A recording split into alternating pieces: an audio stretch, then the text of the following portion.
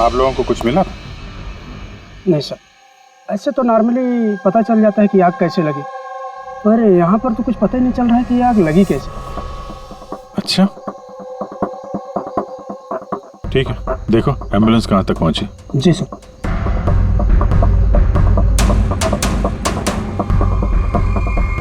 बहुत बुरी तरह से झुलस गया।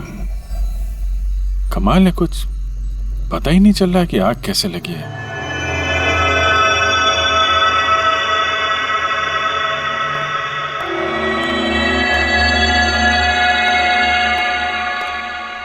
कैसे हुआ ये सब? सब कुछ तो बिल्कुल ठीक था, पता नहीं ये आग कहाँ से लग गई। इतने सारे लोगों की बद्दुआएं तो लगेंगी ना। क्या कहा तुमने? पता चला था सर कि दिलीप साहब किसी कोर्ट के केस में फंसे हुए थे। काफी बड़ा चक्कर था, लेकिन अभी कुछ दिन पहले छूट भी गए थे। काफी लोग नाराज भी थे इस बात से। कहीं इसी चक्कर में किसी ने दिलीप को मार तो नहीं दिया? नहीं, कोर्ट ने बरी कर दिया था मेरे पति को, उन्होंने कुछ भी नहीं किया। क्या केस क्या था? 9 साल पहले जीजू के थिएटर में आग लग गई थी, जिसके कारण कुछ लोगों की मौत हो गई थी और सारा इल्जाम जीजू पर आ गया था। ऐसे कैसे हवा में आग लग सकती है? जरूर किसी की प्लानिंग है। किसी पे शक है आप लोगों को? कौन कर सकता है? कोई भी कर सकता है, अनीता भी कर सकती है। कौन कौन है अनीता? टोनी की वाइफ, और वो आज यहाँ आई भी है।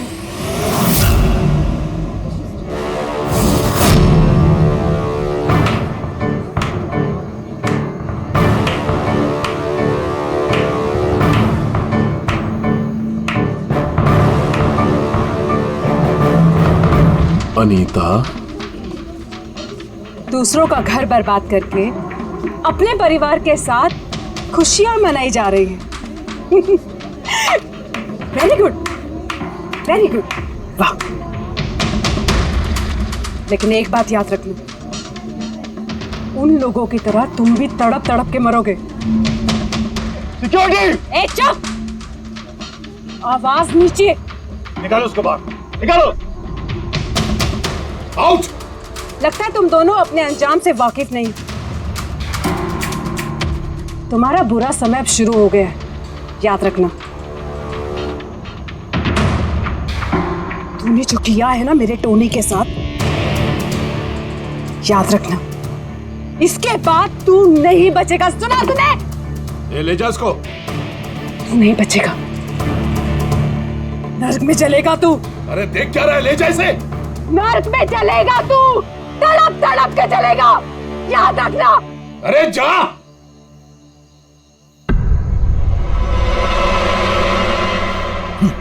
Let's enjoy Rohan. अरे भूल जाओ।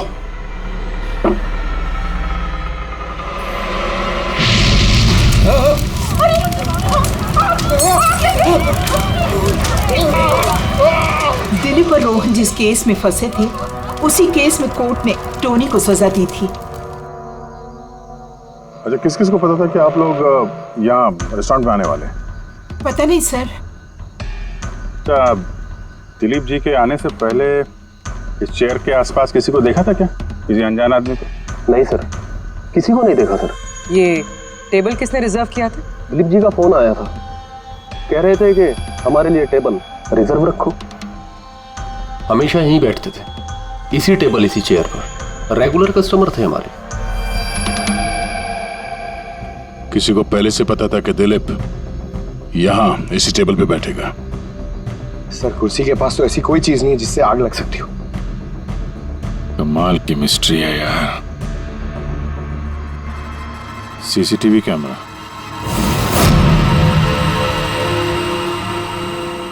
इसकी फुटेज से पता चलेगा क्या हुआ था यहाँ पे। ओह माय गॉड, ये सब कैसे हो गया? कौन कर सकता है ये सब? उसी ने जिसने दिलीप का खून किया, सबूत मिटाने के लिए। तो ऐसे कैसे कोई मॉनिटर रूम में घुसा है? सिक्योरिटी कहाँ है तुम्हारी?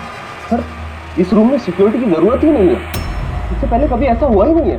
सर, सर मुझे नहीं लगता उसके पास टाइम होगा सीसीटीवी फुटेज डिलीट करने का। सर, उसने बस तोड़फोड़ कर दी है। अगर हम किसी एक्सपर्ट को बुलाते हैं सर, तो वो शायद हार्ड डिस्क से रिकवर कर पाए सर।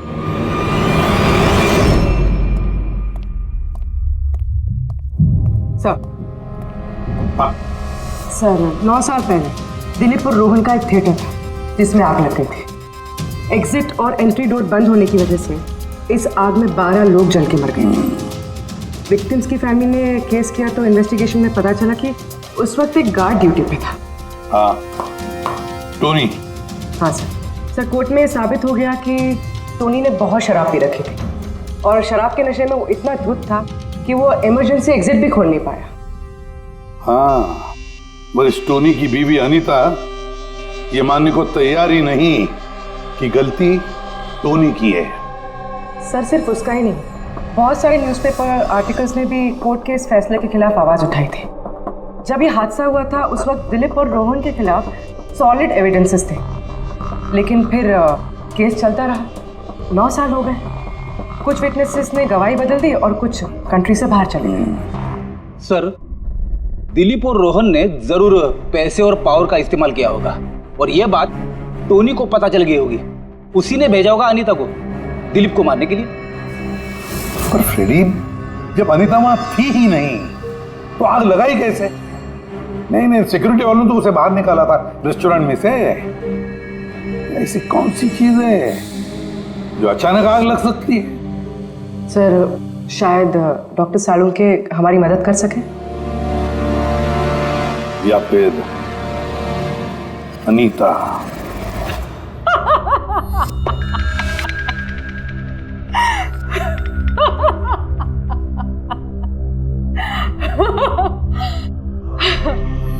किस बात पे इतना हैरान है?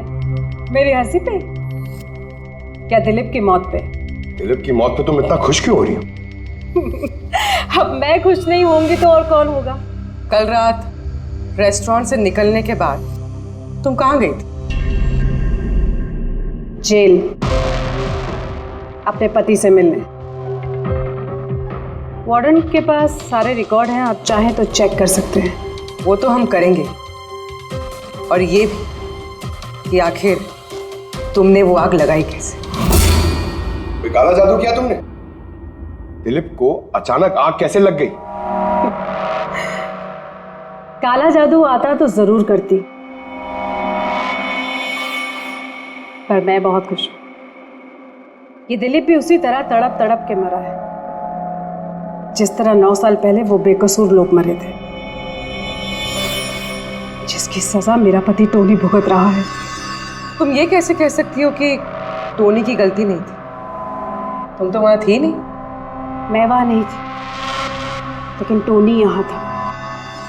उस दिन उसकी तबीयत खराब थी। उसने अपने मालिकों से, रोहन और दिलीप से कहा वो जल्दी घर आ गया आग लगने से पहले। गलती उन दोनों की थी। अरे पुराना दरवाजा ठीक ही नहीं करवाया, जिसके कारण वहां आग में वो लोग झुलस के रह गए। मेरे पति की गलती नहीं थी, उन दोनों की थी। तो बहुत गुस्सा आया होगा ना तुम्हें? दोनों को मारने का भी मन किया होगा। 12 लोग मरे हैं वहां। मुझसे कहीं ज्यादा गुस्सा उन लोगों के परिवार वालों को आया होगा, पर वो बहुत खुश होंगे अब दिलीप की मौत की खबर सुन के। बहुत खुश होंगे। वो लोग और भी खुश हो जाएंगे जब रोहन चल के मरेगा।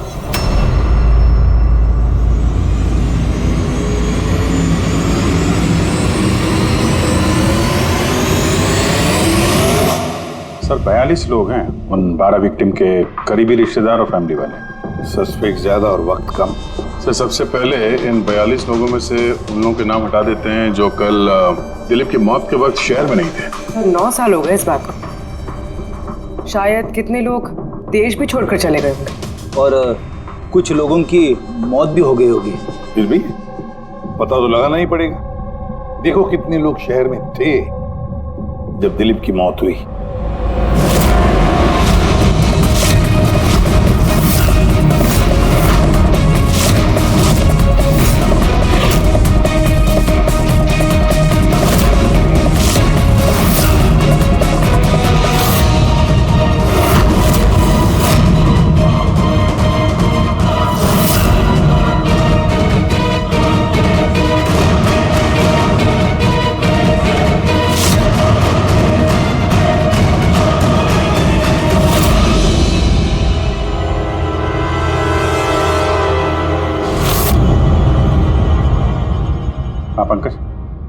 कितने बचे? 27 लोग हैं सर जो उस वक्त शहर में थे और उनके पास दिलीप को मारने की वजह थी। ठीक है, बुलाओ सबको ब्यूरो में, देखते हैं क्या कहानी सुनाते हैं ये लोग अपनी बेगुनाही की। जेम्स, तुम्हारे पिताजी 9 साल पहले थिएटर में लगी आग में जलकर मर गए, है ना? Yes sir. आपके हस्बैंड फिल्म अकेले देखने गए थे? उस दिन मैं बिजी थी, इसलिए वो अकेले ही चले गए। कल रात कहाँ पर थे तुम? सर मैं अपने फ्रेंड्स के साथ था। सर मैं पासपोर्ट ऑफिस गया था। उन दोनों को मैं ऐसे बच के नहीं जाने दूंगी। तो क्या किया तुमने? सोचा कि दिलीप से फेस टू फेस मिलूंगा और उससे पूछूंगा कि तुमने ऐसा क्यों किया। सर उसके बाद मैं अपने फ्रेंड के साथ घर पे गया। मैं अपनी वाइफ के साथ मॉल में था। सर आप मेरे फ्रेंड से पूछ सकते हैं। सर मैं उससे मिलता तो रेस्टोरेंट तक जिंदा नहीं पहुंच पाता। दिलीप को उसके किए की सजा मिल गई। मुझे मालूम चला रेस्टोरेंट से कि दिलीप के साथ क्या हुआ तो दिल को सुकून मिला सर। अब बचा रोहन, उसको भी उसके किए की सजा जरूर मिलेगी। अब इन 27 लोगों में से उन लोगों के नाम रहने दो जो घुमा फिरा के जवाब दे रहे थे और जिन्होंने अपने जवाब पहले से ही तैयार करके रखे थे।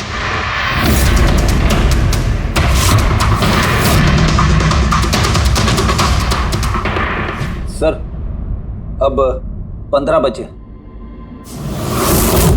अब इन 15 लोगों को उस दिन के बारे में पूछते हैं जब 9 साल पहले थिएटर में आग लगी थी। देखते हैं किसे सबसे ज्यादा गुस्सा आता है, कौन मुंह फेर लेता है। सर मेरा भाई 10वीं पास हो गया। उसने कहा पार्टी देनी है, दोस्तों को पिक्चर दिखाना है, पैसे दो। सर मैंने वो पैसे उसे दे दिए। काश वो पैसे मुझे उसे देने नहीं चाहिए थे सर। जिसने भी ये किया बहुत अच्छा किया। आज मैं खुश हूं, आज मैं बहुत खुश हूं। कुमार साहब, आप यूनिवर्सिटी में फिजिक्स के प्रोफेसर हैं, है ना? Yes sir, head of the department physics. लेकिन मेरे खुद के बेटे को पढ़ाई में कोई इंटरेस्ट नहीं था। बहुत डांटता था मैं उसे, लेकिन अनिकेत के ऊपर कभी कोई फर्क नहीं पड़ा। एक नंबर का बदमाश बन गया था वो। उस दिन भी वो कॉलेज से बंक करके दोस्तों के साथ फिल्म देखने चला गया और सर और वापस घर पे कभी नहीं आया। हिमेश, राइट, कॉन्ट्रैक्टर हो ना तुम? हाँ सर। हिमेश, 9 साल पहले तुम अपनी पत्नी के साथ फिल्म देखने गए थे उस थिएटर में। नई नई शादी हुई थी मेरी। सलोनी के साथ फिल्म देखने के लिए गया था। उसको भूख लगी थी। मैं समोसे लेने के लिए बाहर गया। मैं वापस आया तो देखा वहां के दरवाजे लॉक हो गए थे। वहां अंदर से लोगों के चिल्लाने की आवाज आ रही थी और धुआं निकल रहा था वहां से। सलोनी, मैंने सब दरवाजे खोलने की बहुत कोशिश की। सलोनी, मैंने बहुत कोशिश की। मैं पागलों की तरह दरवाजा को ठोकता रहा, पीटता रहा। सलोनी, सलोनी, सलोनी, सलोनी, सलोनी कहीं चिल्लाता रहा। अरे कोई दरवाजा खोल दो यार। सलोनी, सलोनी। लेकिन मैं कुछ नहीं कर सका सर, मैं कुछ नहीं कर सका। अपनी सलोनी को मैं बचा नहीं सकता। वहां पे एक गार्ड भी था ना, टोनी, उससे भी दरवाजा नहीं खुला क्या? नहीं था सर। वहां कोई और गार्ड, किसी और को देखा था तुमने? कोई नहीं था सर, कोई नहीं था। मैं 9 साल पहले जो बात कोर्ट में कहा वही आज कह रहा हूं। जब सिनेमा हॉल में आग लगी थी उस वक्त टोनी वहां पर नहीं था सर।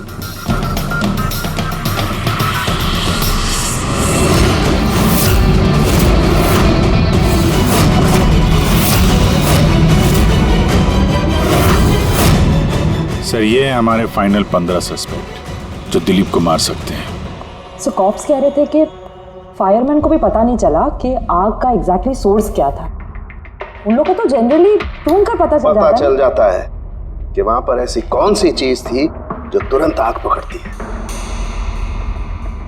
लेकिन उन्हें पता नहीं चला। उन्हें पता नहीं चला। उन्हें इसलिए पता नहीं चला क्योंकि उस चीज की ना तो कोई खुशबू थी ना कोई रंग था। Exactly sir. मतलब अगर लिक्विड होता ना तो इस दिलीप को पता चलता जब वो चेयर पे बैठता, उसे फील होता। और अगर पाउडर होता तो हमें टेस्टिंग में पता चल जाता। इसका मतलब ये तो गैस, जिसका मतलब ये गैस है। गैस? तो इसीलिए उस फायरमैन को पता नहीं चला कि किस चीज से आग लगी है। इनफ्लेमेबल गैस बॉस, जिसे सिर्फ एक स्पार्क की जरूरत होती है आग पकड़ने के लिए। अच्छा, मुझे एक बात समझ में नहीं आ रही है। दिलीप किस कुर्सी पर बैठा था, तो गैस कुर्सी पर आई कहां से? कुर्सी से ही। क्या? कुर्सी से? वो ऐसे बॉस, जिस चेयर पे ये दिलीप बैठा था उसके नीचे की तरफ किसी ने ज्वलनशील गैस का स्प्रे किया हुआ था। मरते वक्त दिलीप के कांटेक्ट में दो चीजें थी। एक तो ये चेयर जिस पे वो बैठा था और एक वाइन का ग्लास जो उसने हाथ में पकड़ा हुआ था। हमने ये दोनों चीजें चेक की तो इस चेयर के ऊपर से हमें इनफ्लेमेबल गैस के कुछ ट्रेसेस मिले। बॉस, हमारे आसपास वातावरण में स्वतः ज्वलनशील पदार्थ होते हैं जो कभी कभी स्पॉन्टेनियसली जल जाते हैं, जैसे कि मार्श गैस एक नेचुरल बायोगैस है और ज्वलनशील गैस इसका मेन कंपोनेंट है। मतलब इनफ्लेमेबल गैस कभी भी हवा में ऐसे ही जल जाती है? नहीं फ्रेडी, अपने आप नहीं। जब वातावरण में बहुत ज्यादा गर्मी पैदा हो जाती है और वो वातावरण की ऑक्सीजन के साथ मिल जाती है तो एक सुपर हाई टेम्परेचर का निर्माण होता है, जिसकी वजह से ये आग लगती है। लेकिन सालून साहब, वहां तो ऐसे कोई हाई टेम्परेचर वाली चीज थी नहीं। एग्जैक्टली, ऐसा कोई डायरेक्ट सोर्स नहीं था जिससे गर्मी पैदा हो सके बॉस। इसीलिए मुझे लगता है खूनी ने कोई एक्स्ट्रा डिवाइस का इस्तेमाल किया है ये अचानक इतना ज्यादा टेम्परेचर बढ़ाने के लिए। और ये कुर्सी तो तैयार बैठी थी, इसे तो सिर्फ एक स्पार्क की जरूरत थी। पर सर, ऐसे कोई हीट कैसे पैदा कर सकता है? हाँ, कर सकते हैं ना पूरी। जैसे उदाहरण के तौर पर मैग्नीफाइंग ग्लास। मैग्नीफाइंग ग्लास पर सूरज की किरणों को खास तरीके से फोकस करके हम बचपन में कागज जलाया करते थे।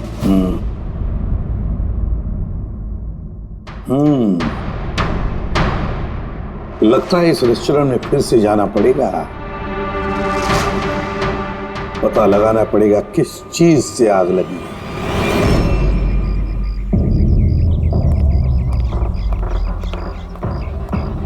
पूरा एरिया छान मार लिया सर, लेकिन ऐसी वो चीज ही नहीं मिली जिससे आग लग सकती है। और ये ओपन रेस्टोरेंट है। जब खूनी ने दिलीप के चेयर के नीचे वो इनफ्लेमेबल गैस स्प्रे किया तो किसी ने तो देखा होगा। वही तो, चेयर में अपने आप आग लग गई और दिलीप चल के मर गया। किसी ने कुछ देखा नहीं और ना ही कोई सबूत हमारे सामने आ रहा है। सर, उस डेटा एक्सपर्ट ने सीसीटीवी फुटेज रिकवर कर ली है, आप देख सकते हैं सर। गुड, जा तुम लोग यार देख लो, तब तक मैं देखता हूँ यहाँ पे कुछ मिलता है क्या। सर, दिलीप और उसकी फैमिली के आने के 15 मिनट के पहले की फुटेज है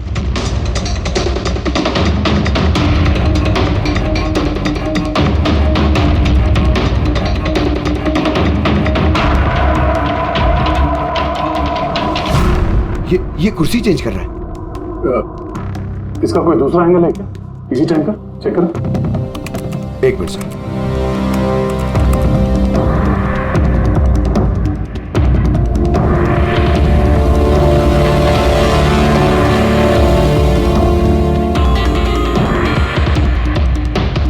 ये कुर्सी के साथ क्या कर रहा है? गैस स्प्रे कर रहा है क्या?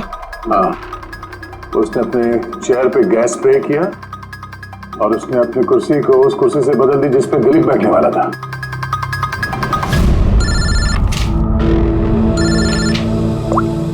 आ गया।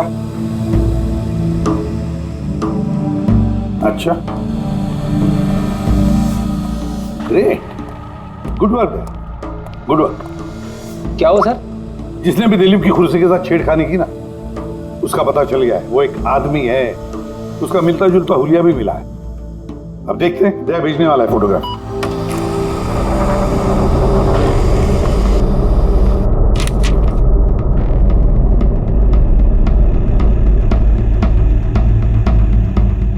उन्हीं इन बचे लोगों में से कोई एक है, इन्हीं में से एक। और अब इसका अगला शिकार रोहन है।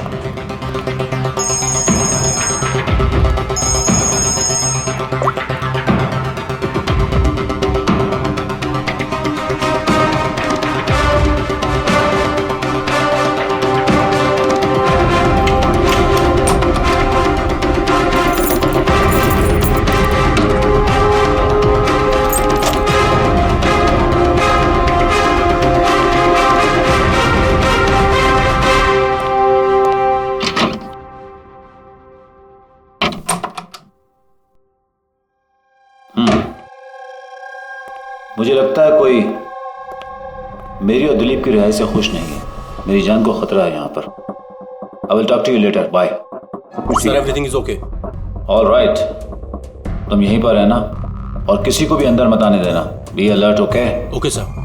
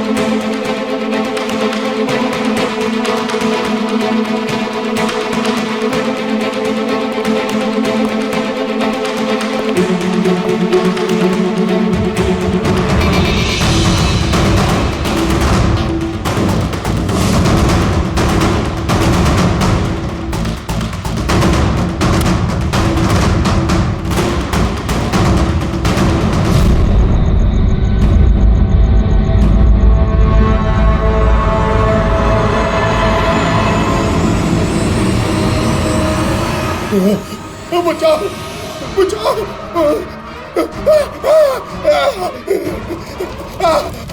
बचाओ परे परे बचाओ बचाओ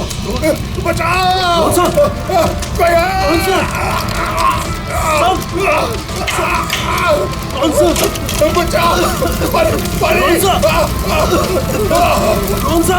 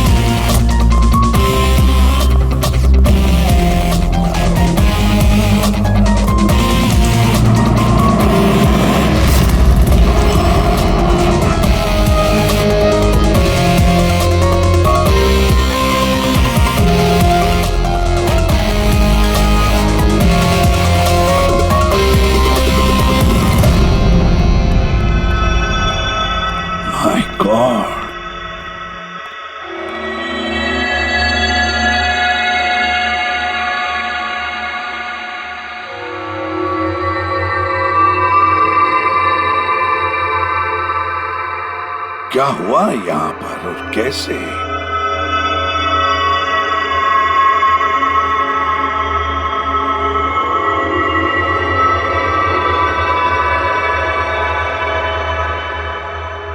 यहाँ पर भी और किसी किस्म की कोई स्मेल नहीं, सिवाय इस जली हुई लाश की बदबू के।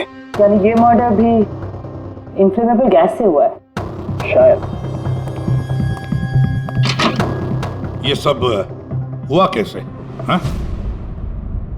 सर मैं रोहन सर का बॉडीगार्ड हूं सर। अच्छा, तो फिर ये आप लोग कहाँ थे जब ये सब हुआ? सर रोहन सर ने मुझे बाहर निगरानी के लिए कहा था, तो थोड़ी देर के बाद सर उनके चिल्लाने की आवाज आई तो मैं उनके कमरे की तरफ भागा, लेकिन सर दरवाजे के चारों तरफ से धुआं देखा तो मैं दूसरी चाबी से दरवाजा खोल के अंदर गया तो देखा कि सर रोहन सर जले पड़े थे। आप लोगों को भी कुछ पता नहीं है? कमाल है, कमरे के अंदर कोई लीड नहीं मिला, शॉर्ट सर्किट नहीं हुआ है, ये पर्दा अंदर से बंद है, ये विंडोज परमानेंटली क्लोज्ड है, कोई बाहर से अंदर भी नहीं आ सकता। अब बाहर से अंदर कोई व्यू भी नहीं है, कोई देख नहीं सकता, तो फिर आदमी मरा कैसे? इससे लगी है आग बॉस।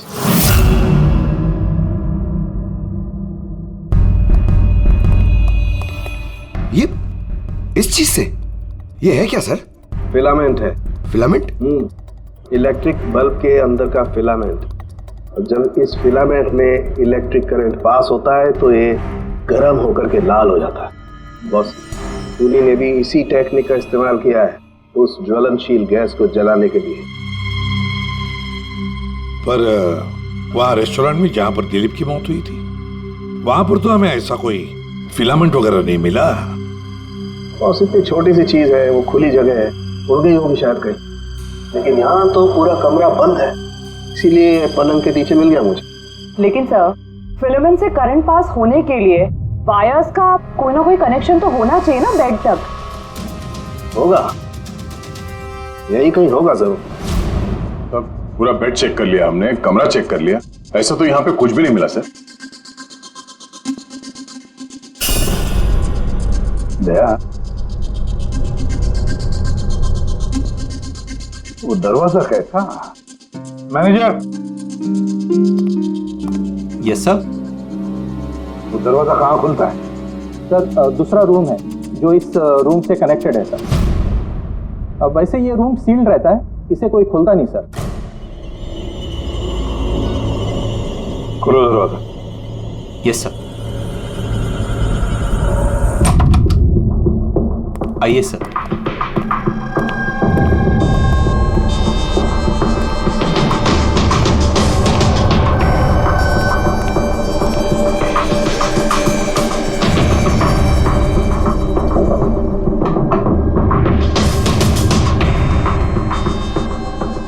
मैनेजर साहब, किसका कमरा है ये? कौन रहता है इस कमरे में? गेस्ट है कोई सर, डिटेल्स चेक करनी पड़ेगी। मंगाओ। Okay sir.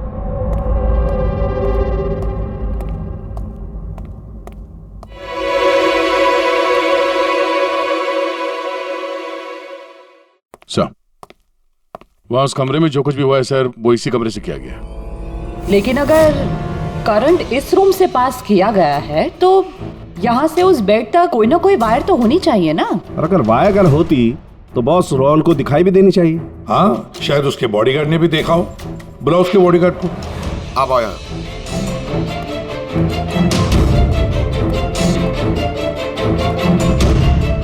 एक बात बताओ, जब तुम रोहन के कमरे में आए थे तब कोई वायर देखी या इस दरवाजे से उस कमरे में जाते हुए कुछ भी? नहीं सर, रोहन सर के रूम के अंदर जाने से पहले मैंने रूम को पूरी तरह से चेक किया था सर, लेकिन वायर जैसी कोई चीज उस रूम में नहीं दिखाई दी। ठीक है, जाओ तुम। जो कुछ भी हो दया, खूनी ने इसी दरवाजे का इस्तेमाल किया।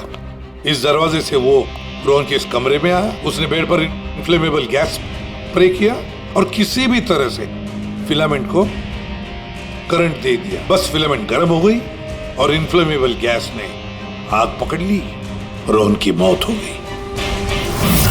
बस एक बात पक्की है, ये जो कोई भी है उससे इलेक्ट्रिक और केमिकल्स की बहुत अच्छी जानकारी है। प्रोफेसर कुमार, फिजिक्स का प्रोफेसर कुमार, उससे बढ़कर और कौन जान सकता है इस सारे मामले में? दया, अच्छा इस प्रोफेसर कुमार से मिल लो। दया, मैं भी चलता हूं तुम्हारे साथ।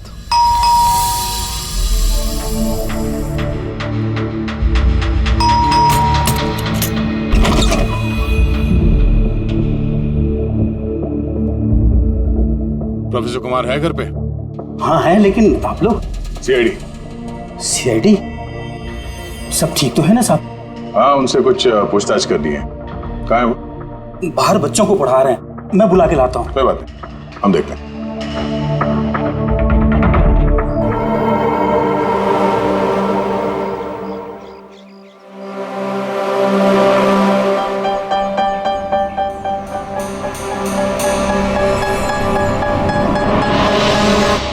मिस्टर कुमार, हमें आपसे कुछ पूछताछ करनी है।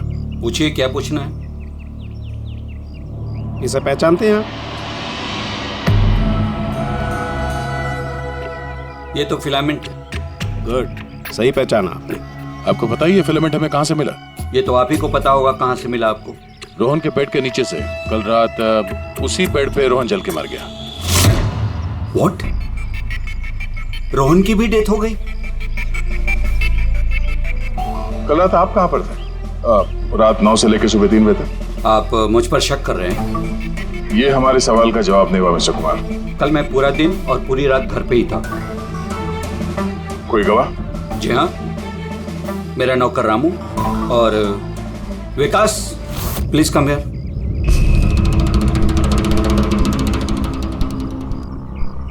Yes sir. इन्हें बताओ मैं कल कहाँ था। सर हमारे एक्स्ट्रा क्लासेस ले रहे थे यहीं पे सर। कितने बजे से कितने बजे तक? सर शाम के 6 बजे से सुबह के 5:30 बजे तक। सर हमारे एग्जाम आने वाले हैं ना, तो हमने इस सर को रिक्वेस्ट किया था एक्स्ट्रा क्लासेस लेने के लिए। ठीक है सर, तुम जाओ बेटा। सर मेरे 5 स्टूडेंट्स और भी हैं जो कल सुबह 9 बजे से लेकर 5:30 बजे तक हमारे साथ थे। कहें तो उनको बुला लूं? ठीक है। अब मैं जा सकता हूं सर, बच्चों को पढ़ाना है। Please please. Thank you.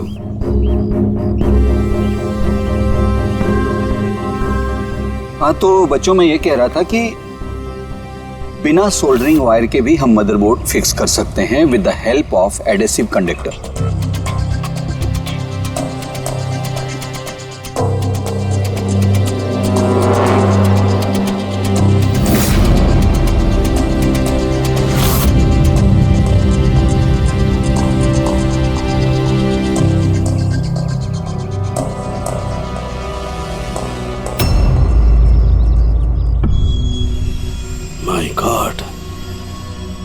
My God यार, ये क्या बात? क्या? अरे यार, ये गलती मुझसे कैसे हो गई? क्या? गॉड, बूढ़ा हो गया मैं, बूढ़ा हो गया मैं। एक काम करो, 1 घंटे बाद फॉरेंसिक लैब में मिलो, कुछ बताऊंगा। 1 घंटे बाद। अरे वो इन बल्ब्स को जलाओ। इस स्विच से? इस स्विच से? हाँ, इस स्विच से। यार ना कोई कनेक्शन है, कुछ है, कैसे जलेंगे ये? तुम सवाल मत किया करो, कभी कभी मेरी बात भी मान लिया करो यार। कभी कभी। ये ले। क्या सर, ये तो कुछ हुआ भी नहीं। होगा होगा। अरे क्या होगा? होगा ही नहीं। अरे होगा यार, बिलीव मी, होगा। 1 मिनट। क्या इसकी तबीयत ठीक है ना? तो पता नहीं क्या हुआ है, वो जब से वो प्रोफेसर कुमार से मिलके आया ना, बस बल्ब के साथ ही खेले जा रहे हैं। बात बताओ, वो फिंगरप्रिंट्स का क्या रिपोर्ट आया? वही जो फिंगरप्रिंट्स तुमने होटल वाले से लिए थे और रूम में उठाए थे? तो फिंगरप्रिंट तो बहुत सारे मिले, लेकिन सारे स्टाफ मेंबर्स के ही हैं, उसके अलावा और किसी के नहीं मिले। ये कैसे हो सकता है? तो भाई साहब जरा इधर भी ध्यान दीजिए। हाँ हाँ, ध्यान है। हाँ।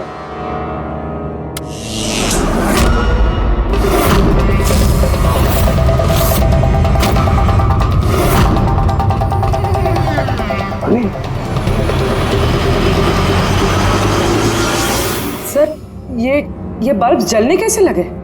क्या बात है सालूंके साहब, बिना वायर के सारे बल्ब जला दिए।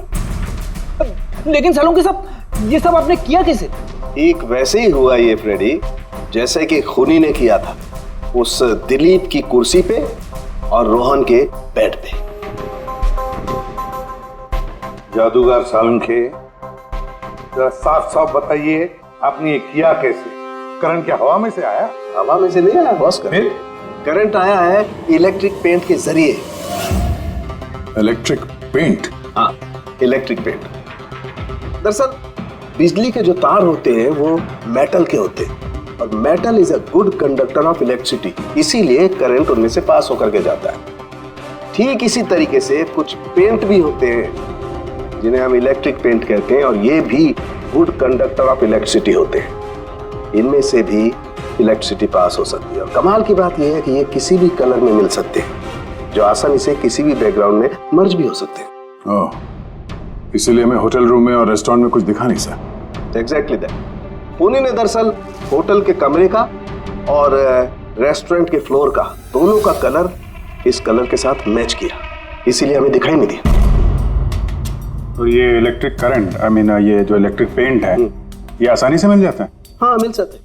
दरअसल इलेक्ट्रिक सोल्डरिंग और रिपेयरिंग के काम में आते हैं, और इनकी सबसे बड़ी खासियत ये है कि ये आमतौर पर नंगी आंखों से दिखाई नहीं देते, सिर्फ इंफ्रारेड लाइट में ही ये दिखाई देते हैं। मैं दिखाता हूँ।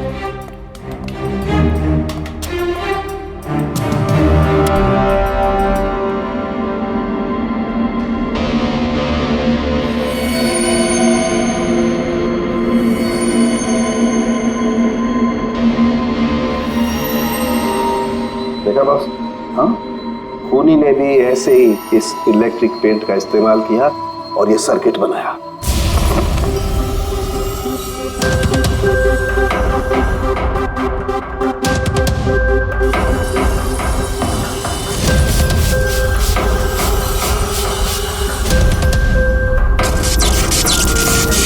एक बात तो पक्की है, ये जो भी कोई है उसे इन सारी चीजों की पक्की जानकारी है। मगर सर, इनमें से खूनी कौन है? इस प्रोफेसर से तो मिल गए सर, ये तो नहीं है। ये बंसी? बंसी तो एक क्लर्क है, और मुझे नहीं लगता कि एक क्लर्क को साइंस की इतनी जानकारी होगी। सर, इनमें से सबसे ज्यादा पढ़े लिखे तो ये प्रोफेसर ही लग रहे हैं। कोई ऐसा जो प्रोफेसर जितना इंटेलिजेंट तो नहीं है, लेकिन इसे इन सब चीजों की जानकारी है।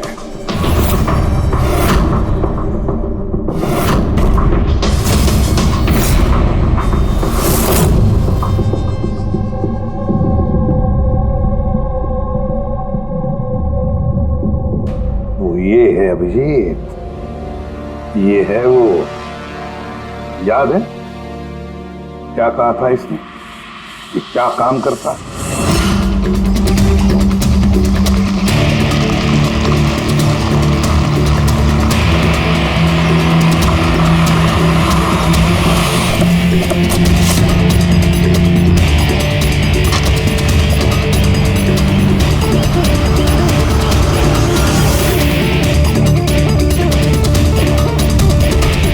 चले ससुराल।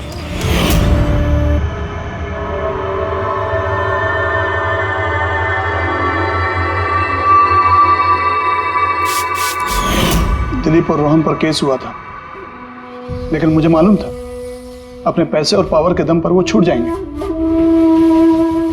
लेकिन उनके पास पैसा था तो मेरे पास दिमाग।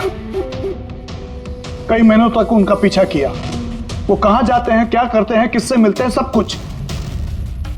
आखिर मैंने दोनों को मारने की तरकीब ढूंढ ही निकाली, इलेक्ट्रिक पेंट्स और सर्किट्स के जरिए। ये दोनों के बारे में मुझे अच्छी खासी जानकारी थी। बस दे दी दोनों को सजा, दोनों को मार दिया जिंदा जलाकर, जैसे उन्होंने मेरी सलोनी को मारा था। हिमेश,